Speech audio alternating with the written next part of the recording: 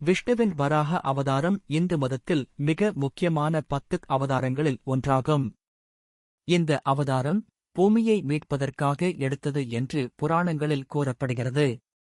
இதைப் பற்றி முக்கியமாக விஷ்ணு புராணம் மற்றும் பகவத புராணம் உள்ளிட்ட பல புராணங்களில் குறிப்பிடப்பட்டுள்ளது. வராக அவதாரத்தின் கதை. 1. ஹிரண்யாக்ஷன் என்ற அசுரன். அசுரர்கள் தமது சக்தி மற்றும் அகந்தையின் காரணமாக தேவர்களுக்கு எதிராக அடிக்கடி போராடுவார்கள்.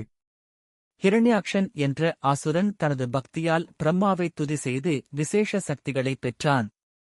அவன் தனது பெரும் சக்தியை பயன்படுத்தி உலகத்தை அராஜகமாக மாற்றினான். 2. பூமியை கடலில் மூழ்கடித்தல்.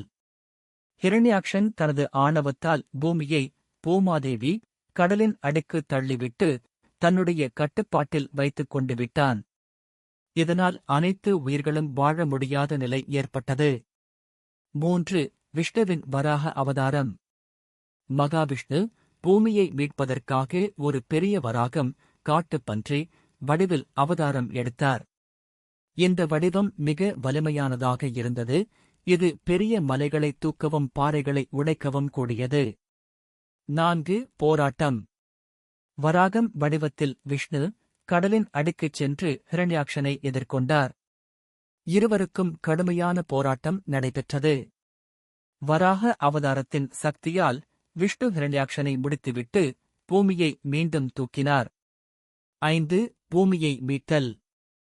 வராகம் தனது தாடையை பயன்படுத்தி பூமியை கடலின் அடிப்பகுதியிலிருந்து தூக்கி மேலே கொண்டு வந்து தனது முதலில் வைத்து சுமந்து மீண்டும் சீரான நிலையில் அமைத்தார்.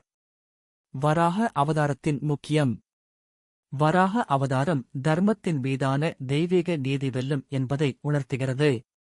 பூமிக்கு பூமாதேவிக்கு முக்கியத்துவம் அளித்து மகாவிஷ்ணு தாயின் நிலையை பாதுகாத்தார்.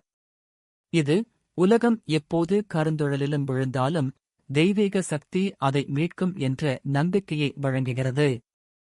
இந்த கதையை நினைவில் கொள்ளும் வகையில் சில கோயில்களில் விஷ்ணுவின் வராக அவதாரத்திற்கான சிறப்பு பூஜைகள் நடத்தப்படுகின்றன.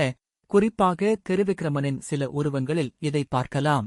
இந்த வீடியோ பிடித்திருந்தால் தமிழ் கவிதை பாலாஜி யூடியூப் சேனலை லைக் மற்றும் சப்ஸ்கிரைப் பண்ணுங்க. நன்றி, வணக்கம்.